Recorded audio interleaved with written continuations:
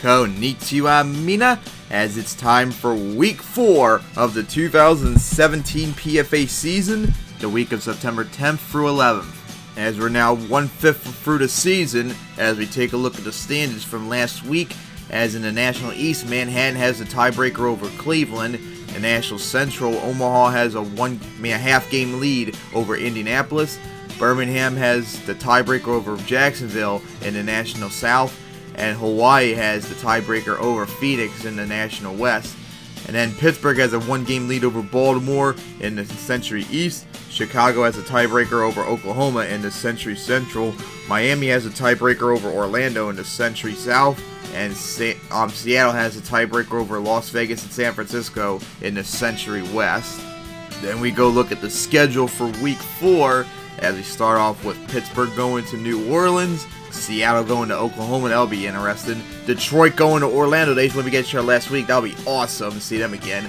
Washington at Philadelphia, Manhattan at Tampa, Kansas City at Baltimore, Atlanta at Birmingham. Division showdown between offense and defense. That's going to be sick. Minneapolis at Buffalo, Cincinnati at Houston, and Milwaukee at Louisville. Then we get to the 4 p.m. games with San Antonio going to Jacksonville, Jacksonville at Hawaii, Phoenix at Oakland, Dallas at Portland, Chicago at San Diego, and El Paso at San Francisco. And then we get to Sunday night, which is Los Angeles at Omaha. Remember, it's at Memorial Stadium outside of Omaha.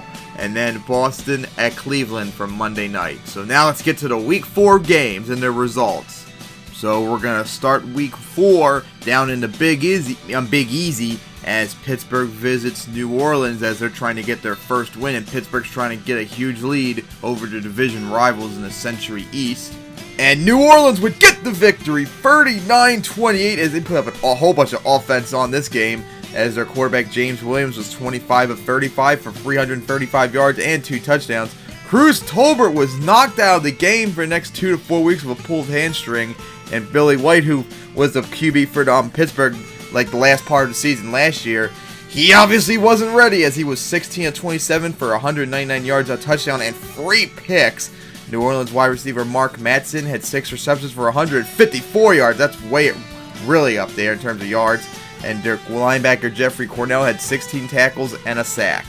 Then we go up north a bit to Norman, Oklahoma, as Oklahoma is about to host Seattle, as Jody Tucker is going to make his first start against this supposedly seems to be really better Oklahoma defense. We'll see how well he does, as Wiley Chester's still starting over the injured Peter Rose for Oklahoma. Oklahoma would get the victory in a tight game, 24-21, as they had to make a bit of a fourth quarter comeback, as Jody Tucker in his first game was 12 of 18, 218 yards, 2 touchdowns, and a pick. Wiley Chester was 32 of 44 for 343 yards, 3 touchdowns, and 2 interceptions. Seattle's wide receiver Eric Benjamin had 3 receptions, 166 yards, and 2 touchdowns, which is now a record. And Oklahoma's wide receivers Paul Hillman had 10 receptions for 105 yards, and Wilson Kahn had 6 receptions for 119 yards and 2 touchdowns. And Seattle's linebackers still continue to have an impressive season with 11 tackles and a sack. So Oklahoma still remains undefeated as Seattle goes back home with another loss. Then we go out to Orlando, as is a rematch from last week, as Detroit visits Orlando in their wild game last week in the middle of a storm too, as always. Detroit would destroy Orlando 41-20 as they get up to 3-1, as Detroit's quarterback Charles Cunningham had a really incredible game, 17 of 24, 407 yards, 4 touchdowns and a pick. That is the 3rd most passing yards in a game. Detroit's wide receiver Joseph Chavez had 3 receptions for 144 yards and 2 touchdowns, and Floyd Lindsay had 3 receptions, 158 yards and a touchdown, which that receptions is now a record too. Orlando's running back Frank Evans had 18 carries for 74 yards and a touchdown, plus 5 receptions for 105 yards and a touchdown. And their other wide receiver Jonathan Swanson had 4 receptions for 148 yards, and Detroit linebacker Robert Bryson had 12 tackles, 2 sacks, and a pick. So what a dominant victory for Detroit, as they finally knocked Orlando out of the undefeated column and got their revenge from last week. Up north we go to Philadelphia's. We got another National East Division showdown, which we're going to get another one later tonight. And Monday night, I mean to say. As it is Washington going against Philadelphia, as Washington swept Philadelphia last year. And Philadelphia would get the revenge 20-19 as they had a pick six with 3 minutes left in the game to seal it too. As Leroy Black was 13 of 20 for 222 yards, 2 touchdowns, and 2 picks. He needs to really cut back on the picks and stuff. As Brian Coombs had 6 receptions for 113 yards. Washington linebacker Joshua Leva had 11 tackles, and Ira Washington had 3 tackles and 3 sacks too. He's having a really good season. Philadelphia's strong safety Bernard Hawkins had 12 tackles, and their linebacker James Harlan had 12 tackles. So Philadelphia now has the first place lead in the National East. Then we go back down south to Tampa as they have cloud cover from that storm over in Orlando, as Manhattan visits Tampa in a very interesting showdown. And Manhattan would get the victory 21-16 to move to 4-0 as they stay undefeated, as they won 5 in a row from last year too, keeping up their longest winning streak in franchise history. As Jamie Norwood was 19 of 31 for 319 yards, 3 touchdowns, but 2 picks. He struggled against this defense today. Tampa's running back Edward Robinson had an incredible game. 20 carries for 140 yards and a touchdown, and 4 receptions for 100 yards. And New York's wide receivers David Neto had 7 receptions for 108 yards, and Lawrence Irons had 4 receptions, 107 yards, and a touchdown. And New York's defensive end Walton Getz had 9 tackles and 4 sacks. What an incredible game he had as Manhattan stays undefeated. Then we go back up north to Baltimore as Baltimore hosts Kansas City in a very crucial Century Conference matchup between two teams that desperately need a win to keep any playoff hope alive. Baltimore would drop another close loss as they would lose 14-12 as they're struggling this year, especially on offense, as they now lost 3 in a row. Kansas City quarterback Henry Settles was 25 of 37 for 280 yards, 2 touchdowns, and 2 picks. Baltimore's quarterback Andrew Laster was 12 of 22 for 247 yards, a touchdown, and a pick. Kansas City wide receiver Reginald Jones had 8 receptions for 110 yards, and Baltimore's wide receiver Timothy Dawson had 3 receptions for 125 yards, and Otis Lindler had 10 tackles and a sack. So pretty impressive streak so far for Kansas City. They had 4 road games start the year, and they went 2-2 in them. That was very impressive, as Baltimore has fallen down to 1-3. They're in a difficult position at the moment. Back down south we go to Birmingham as we get a huge National South showdown with Atlanta visiting Birmingham. Atlanta's like #1 offense against Birmingham's #1 defense. Who would win this ultimate showdown? And defense would win once again in a dominant fashion as Birmingham would destroy Atlanta 31-10 as they held Cody Perry, who had thrown 12 touchdowns in the last 2 games, to no touchdowns and a pick. That was impressive, as Birmingham's quarterback Ollie Burke was 21 of 36 for 239 yards, 2 touchdowns and a pick. He had a really solid performance. And then our wide receiver Harvey Lewis had 8 receptions, 129 yards, and those 2 touchdowns. And Birmingham's linebacker Christopher Vela had 8 tackles and 2 sacks. Another good game for him. And Atlanta quarterback Anthony Porterfield had 5 tackles and the pick 6. As a dominant victory for Birmingham, cementing their sack and sting defense, as Ollie Burke starting to finally show some progression, as he's hoping to be the future for quarterback for them. Then we go back up north to Buffalo as Minneapolis visits Buffalo in a very crucial showdown, as Minneapolis needs to get a win if they want to have any shot at making playoffs, as Buffalo's trying to keep up in the Century East. And Minneapolis would get the victory 7-3 in the second lowest scoring game in PFA history, just 10 points, as Minneapolis quarterback Samuel Clark was 20 of 37, 195 yards, no touchdowns and a pick, but he had a rushing touchdown, which he scored in the final 48 seconds of the game to get the victory for Minneapolis, as their wide receiver Gary Snyder had 7 receptions for 103 yards, and their linebacker Francis Negrete had 15 tackles, and Eric Witt had 12 tackles, as Minneapolis' defense won that game solely thanks to them. Although Samuel Clark, although he's been struggling, he deserves a little bit of credit for that rushing touchdown. As Buffalo falls to 1-3, and Minneapolis got a big Sunday night showdown next week at Kansas City that they need to win to keep up with the Century Central. Then we go down to Houston as Houston hosts Cincinnati as the Twisters are still trying to get their first victory of the year as they're struggling big time this year. And Cincinnati would once again get another victory as they win 24-15 as they go to 2-2. They're keeping up with Pittsburgh as they tie them at the moment as Houston still remains winless. As Cincinnati quarterback Walter Morgan was 19 of 29, 267 yards, 2 touchdowns and a pick. And their wide receiver John Griffith had 3 receptions, 132 yards and a touchdown. And their linebacker Adolph Lewis had 10 tackles and a sack. As Cincinnati's defense is keeping them in contention to be able to stay at 2-2 as they got a big showdown with Pittsburgh next week with the Century East on the line.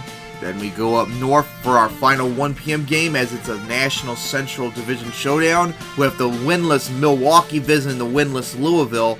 Will Louisville finally get any points? As remember, they've gone 3 games straight now without scoring a single point yet to start the season. As probably one of the worst offenses of all time in PFA history at the moment. And not only would they score points, they would get the win as they win 20-12. As the number 1 overall pick, Stanford Fink, had a great game, his first one too. 24-34, 298 yards and 2 touchdowns. And then Milwaukee's quarterback, John Addison, was 20 of 33 for 271 yards. His best game this season, but still struggling. As their wide receiver, James Holt, had 6 receptions for 33 yards, but Scott Bueno of Louisville had 5 receptions, 102 yards, and 1 of those touchdowns. So congratulations for Louisville, finally getting their first victory of the year and finally scoring points too, as they now go to 1-3, and Milwaukee falls to 0-4. And think about this. The first 7 games of Milwaukee's history, they start off 6-1, and since then, they've gone 1-14. Their last win was hosting Omaha in Week 19 last year. That is how ridiculously long it's been since Milwaukee's won a game. Now we go to the 4 p.m. games, starting off with hopefully would be an offensive showdown between San Antonio and Denver, between one of the best offenses in the league. Now if hopefully Denver can actually get their offense going since they've been struggling so far this year. And Denver would get the victory, but not in an offensive shootout, as they won 21-13. Glenn Chen was 20 of 32 for 208 yards and a touchdown. But Denver's quarterback Zachary Ellis was 24-37, 275 yards, 3 touchdowns and a pick, as he had his first good game this year. And their tight end Henry Lawless had 7 receptions, 102 yards, and a touchdown. So Denver got their ship right at the moment at 2-2, but they got to go to Omaha next week, and that's not going to be easy. Then we go all the way out to Honolulu as Hawaii hosts Jacksonville in a very important National Conference game, as Jacksonville's trying to keep up with Birmingham in the National South, and Hawaii is trying to maintain their lead, hopefully get a lead over Phoenix in the National West. But Hawaii would blow it as they lose 31-26. They had a 26-14 lead going into the 4th quarter, and Jacksonville went on to score 17 unanswered points, as Jacksonville's quarterback Michael Winters was 13 of 22, 338 yards and 3 touchdowns, continuing his impressive season. Hawaii's quarterback Richard Clough was 22 of 32 for 282 yards and a touchdown. Jacksonville's tight ends both had really good days for their tight ends. Jacksonville's tight end James Bennett had 4 receptions for 102 yards, and their Hawaii's tight end David Campbell had 9 receptions for 105 yards. And Jacksonville's strong safety Ernest Gwynn had 10 tackles and a sack, as Jacksonville remains undefeated for the year to keep up with Birmingham in the National South. Then we head back out to the West Coast as another important National West showdown happens, with Phoenix going to Oakland, with Phoenix having a chance if they beat Oakland to take the lead in the National West against a team they absolutely destroyed here in their first ever game, remember 23-3.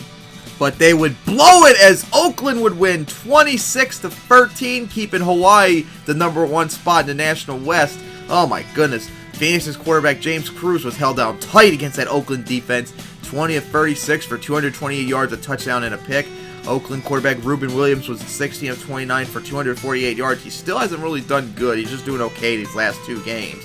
But then again, that's all Oakland needs really to be competitive at the moment. Phoenix running back David Sexton had 28 carries for 102 yards. Oklahoma's wide receiver Joshua Crane had 3 receptions for 124 yards. Phoenix linebacker Aaron Stokes had 12 tackles and a sack. And Oakland's linebacker Paul Laurie had 12 tackles as Oakland has won 2 in a row and is still keeping up with Phoenix and Hawaii in the National West, with hopefully for Los Angeles keeping up right behind them if they beat Omaha later tonight. By the way, that game was playing in a very rare rainstorm in Oakland, but now we go up more north as it is Dallas visiting Portland, as Portland is trying to get their first win of the year, and Dallas trying to keep up with Oklahoma, Orlando and Miami in the National West, Century South. Portland will stay winless as they lost 34-20 as Dallas moves to 3-1 right behind Orlando, although Orlando still has a tiebreaker. As Dallas quarterback Troy Hill was 19 of 31 for 278 yards, 3 touchdowns and a pick, and their running back Justin Becker had 26 carries for 104 yards and touchdowns, and their wide receiver Randy Hale had 3 receptions, 123 yards, and 2 touchdowns. Kind of got like a triplet here right now, kind of like the Cowboys of the 90s. And Portland's wide receiver Elmer Vance had 5 receptions for 122 yards, and Eric Spencer had 4 receptions for 123 yards, as Portland still remains winless. Then we go down south to San Diego, as we got a matchup between 2 Century Conference Division winners, Chicago visiting San Diego, as San Diego is making their home debut and trying to get their first win, as Chicago is trying to stay undefeated to keep up with Oklahoma and keep ahead of Detroit. And Chicago would stay undefeated, San Diego would stay winless as Chicago wins 24-10, as they still show no real sign of a hangover yet, as Matthew Smart was 19 of 34, 284 yards, 3 touchdowns and a pick, as they made up for a terrible performance against New Orleans last week. Chicago's wide receiver Raymond Hughes had 4 receptions, 104 yards and a touchdown, and their defensive end Alfred Helms had 11 tackles and 3 sacks as he continues his dominant season so far. Chicago, like I said, remains undefeated, keeping the tiebreaker over Oklahoma, and San Diego still falls to the only team that hasn't won in the Century West. Then we go up north to Santa Clara as El Paso visits San Francisco in a Century West showdown, as they got a little bit of a cloud cover from that rainstorm that's happened up in Oakland. As we'll see how well these two do, because this is a very important game with Seattle falling. Now San Francisco, El Paso, and Las Vegas have the shot to possibly lead in the Century West. And San Francisco would win defensively 16-6 as they take the lead in the Century West for the week, as Las Vegas has their bye. As San Francisco running back Anthony Marks has another incredible game, 30 carries for 119 yards and a touchdown. El Paso's tight end Kenneth Adams had 3 receptions, 107 yards, and their linebacker Albert Corlin had 20 tackles, which is the most tackles in a game by any defensive player. The first time ever someone's gotten 20 tackles in a game, too. That was really impressive, but it wasn't enough for El Paso as they fall down to 1-2. And then we get to the interesting Sunday night game, as it's Los Angeles visiting Omaha in a rematch from the incredible division round playoff game last year. Remember, this is not in Omaha. This is in Memorial Stadium, which is over, I think it was an hour away from Omaha, with an 80,000 seating capacity, as Omaha is playing in our first real professional football game in an actual football stadium, unlike that baseball game, stadium. So we'll see what happens here, as both teams are kind of struggling. It would take a comeback, but Omaha would get the victory 20-15 as they took the lead on a 40-yard touchdown pass from Archie Marvin with less than a minute remaining. Los Angeles quarterback Maurice Green was 11 of 21 for 197 yards and a touchdown. Omaha's quarterback Archie Marvin was 24 of 37 for 332 yards, a touchdown and a pick, which he didn't throw. Remember, he didn't throw that touchdown to the last moment of the game, so Los Angeles defense did a really good job holding him down. Los Angeles running back John Fox was 20 carries for 127 yards, and their linebacker Danielle Stewart had 12 tackles and a fumble recovery. So Omaha, 3-1, still have the lead in the National Central as the defending PFA champions, but they are struggling a bit, and so is Los Angeles. Their offense is completely collapsed so far this season. And it's Monday night as we go up to Cleveland for a National East showdown with the winless Boston visiting the undefeated Cleveland. As remember, Boston swept Cleveland this year, but with them not doing so good, Cleveland doing dominant. Cleveland, remember, has a 97.8% chance of winning, so we'll see what happens here, but it's probably going to be a blowout. Cleveland would win, but it would not be a blowout as they won 31-21, as Boston actually had the lead going into halftime, but they allowed Cleveland to score 17 unanswered points. Boston's quarterback Sterling Osborne had his best game so far this season, 20 of 35 for 226 yards and 2 touchdowns. But Scott Hernandez was 18 of 27 for 261 yards and 2 touchdowns. Their running back Peter Pierce finally starting to get himself in a good position on that offense. Had 28 carries for 115 yards and 2 touchdowns. And Gerald Todd still continuing to press after that leg injury he got last year with 5 receptions for 118 yards and a touchdown, as Boston's linebacker Jess Andrews had 11 tackles. As Cleveland stays undefeated to keep up with Manhattan in the National East as Boston falls to 0-4. So with that, Week 4 is in the books as we look at the standings in PFA after 4 weeks. In the National East, Manhattan still has a tiebreaker over Cleveland. Omaha has a 1.5 game lead over Indianapolis. In the National Central, Birmingham has the tiebreaker over Jacksonville in the National South. And Hawaii has a tiebreaker over Oakland and Phoenix in the National West. Pittsburgh has a tiebreaker over Cincinnati in the Century East as they're going to go up against each other next week. Chicago still has the tiebreaker over Oklahoma in the Century Central. Miami has the half-game lead over Orlando in the Century South.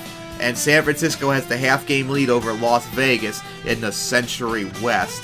So Manhattan, Cleveland, Birmingham, Jacksonville, Chicago, Oklahoma, and Miami remain the last undefeated teams, as Boston, Milwaukee, Portland, Columbus, Houston, and San Diego remain the winless teams left. So far this season, as we're now 1/5 in, I think Birmingham's probably like the best team at the moment, but it's kind of difficult to pick who's the worst team. I mean, Houston's probably up there, but I'm not quite sure about them yet. Columbus is definitely one of the worst, but it's more because they're struggling with injuries more than anything else. And Milwaukee's probably another, like, one of the worst teams. And Boston, although their point differential is bad, they're not really necessarily playing that badly. It's just they're getting blown out by other offenses. So here's the playoff standings right now in the National Conference. At the season end of today, it would be Manhattan and Birmingham with the byes, with Jacksonville going to Omaha and Cleveland going to Hawaii. How about that? Manhattan has the number 1 seed, because remember, PFA Bowl 2 is going to be in their stadium this year. That would be funny if they could actually host it, but we still got a long way to go before we know for sure. And then we go take a look at the standings in the Century Conference, with Miami and Chicago with the byes, with Orlando going to San Francisco, and Oklahoma going to Pittsburgh if the season ended today. As the 2017 season starting to shape up, as we're starting to find out who's the actual contenders in each conference. Then we go take a look at the Week 5 schedule, as pretty much everyone's going to have their bye, just like last year in Week 4 where a whole bunch of games had byes and stuff. The 1 p.m. games will be Detroit going to Columbus. That's probably going to be a blowout.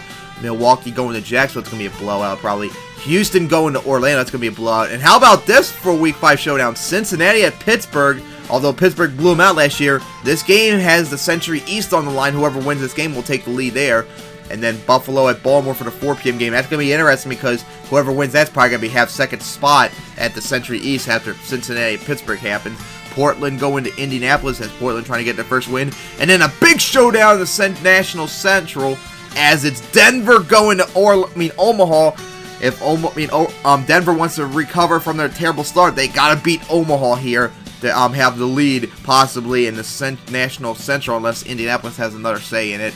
And then we get to Sunday night as it's Minneapolis visiting Kansas City, as Kansas City is going to make their first home game this year at 2-2, of course, as Minneapolis just got their first win. And then we get our Monday night game, a rematch from last year's Monday night game too, later in the end of the year, as it's a Century West showdown with El Paso visiting Las Vegas. So with that, Week 4 of PFA is in the books. I can't wait till Week 5, as we'll be officially a quarter of the way through the season when that happens. And coming up next soon will be Week 14 of the 2017 UFL season. So tune in for that, as a whole bunch of playoffs changes happen too. So see you soon for that and Week 5 of PFA.